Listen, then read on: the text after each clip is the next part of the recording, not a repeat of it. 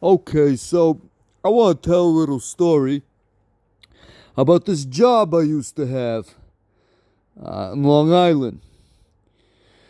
Okay, so it's summer 2013, and I was working at this pizzeria doing deliveries. It was called Pizzetta in Farmingdale.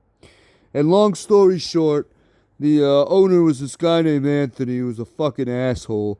And the guy ended up firing me for no reason at all after 2 weeks. But while I was working there, I did a delivery to this company in Farmingdale called Metador. And they were like this machine shop that made all this equipment and parts for the U.S. Army. They're contracted by the DoD to make this stuff. And despite being a small company, they did pretty well. And I had just gotten a welding certificate from Suffolk Community College a few months earlier. And I asked one of the guys, you think this place is looking for welders? And the guy goes, well, I don't know. I got to ask the owner. His name's Gary. Leave your phone number and we'll call you. I said, okay. So I left my number and took off. But like most of these places say, we'll call you. And they're just telling you that. They never do it. So I quickly forgot about it. And then, of course, a few weeks later, dickhead fires me. And literally 10 minutes after I get fired and I'm on my way home, my phone rings. It goes, hey, this is Gary from Metador. You asked about a welding job? I said, yeah. He goes, well, I might have one of those for you. How'd you like to come in for an interview? I said, okay. It was like 12 o'clock at the time. I said, why don't you come in about 3:30? We'll sit down. Okay, see you then. Bye.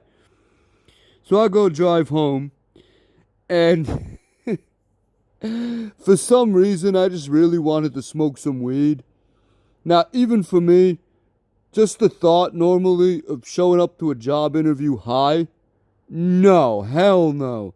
I'm not one of these people like my old friend Rachel, who's like a real high-functioning stoner, who could be high as fuck, show up to work, do their job, their boss, nobody would even notice.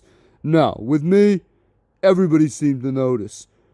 Damn, bro, you're high as fuck. No, I'm not. Yeah, you are. Look at your face. I could see it. Okay, you got me. I am. And I don't know why I did this. Especially, but I'm like, well, fuck it. I got 3 hours, right? I should be okay. Shouldn't be that high by 3:30. But I smoked enough that even at 3:30, I was still high off my ass. So I'm like, well, I still got this interview. I got to show up. So I go over there. I walk into this guy's office high as shit. And I guess he was one of these old guys that never been around drugs, had no idea what being high even looked like. So for like the first time in my life, I actually got it past somebody. I answered every question. The guy just had no clue, right? It's like, so, do you have any experience in welding? No. I mean, I just got this like welding certificate from Suffolk. So no, I don't have any experience. It's like, oh, that's okay. No problem. We'll train you. You don't need experience here. So, can you work 5 days a week? Any concern with hours? No, I can work 5 days. Great! Excellent! You know what? I'm gonna give you a shot here. You're hired. The job's yours. I thank you for the opportunity. And, he like shook hands. I don't know how he didn't smell the weed on me. I don't even know if I showered. Like, this guy was out to fucking lunch. But yeah, I got the job. And it's amazing. All the other job interviews I showed up for where I was sober as a judge and I didn't get the job. But the one where I show up high as fuck, I get hired. Yeah, amazing. Amazing how life works sometimes. But it was quickly downhill from there, as I pretty much hated my job. And like the first couple of days, all I did was stand in front of a CNC machine and drill holes in the middle of a piece of metal. Yeah, that's it. For like 7 or 8 hours. Same pieces of metal, Same hole in the middle, over and over and over, until I was ready to just start bashing my own head with a piece of metal. Just to end it all. You know what I mean? And this guy, Gary, aside from his name being Gary Templeton, if you're a baseball fan, you'll get that one. Even though Gary Templeton was black and this one was white, my boss. But he was also so close to being Bill Lumbergh. Yeah, Office Space, Bill Lumbergh. He walked like him. He acted like him. His name was Gary, like Gary Cole, the actor. He drove a Porsche like Bill Lumbergh. And he was just a douchebag and a shitty boss. Like, my first day, they're like, hey man, Gary gives everyone Friday off, right? I'm like, oh, nice. Like, no man, it's not. The reason he does that is to keep us under full-time hours so he doesn't have to give us any benefits. It's like, oh, what a dick. Never mind. I guess that's not so cool.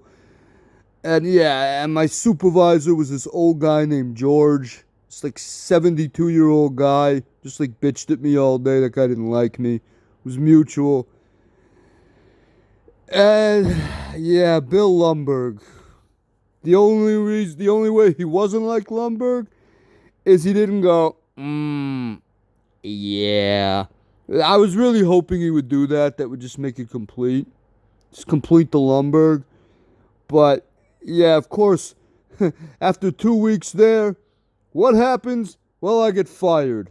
What else? I guess the guy just didn't like me.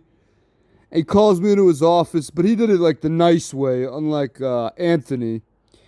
And he's like, we can't really use you here right now. We gotta let you go. We don't have enough work.